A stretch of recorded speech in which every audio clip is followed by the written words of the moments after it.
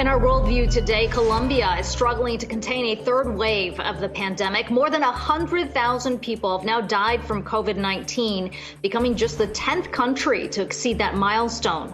With less than 10% of the population vaccinated, Colombia is now averaging more than 500 deaths a day. And the government's blamed weeks of anti-government protests for extending the third wave, which is now in its third month.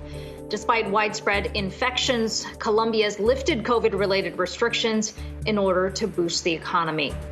The leaders of G20 countries are set to endorse a deal that establishes a global minimum corporate tax. A draft communique obtained by Reuters calls for a framework to be established quickly, with finance ministers set to vote on a deal during their meeting next month. It could be implemented as soon as October.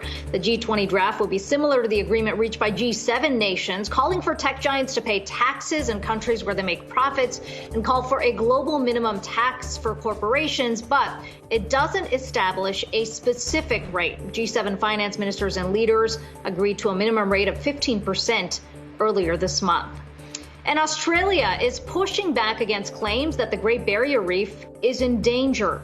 A UN panel recommended the prized coral reefs be added to a list of World Heritage sites that are in danger Tuesday, saying the Australian government has not done enough to protect the waters from climate change. Now, Canberra has been lobbying to keep the Great Barrier Reef off the endangered list for years out of concern that could discourage tourism.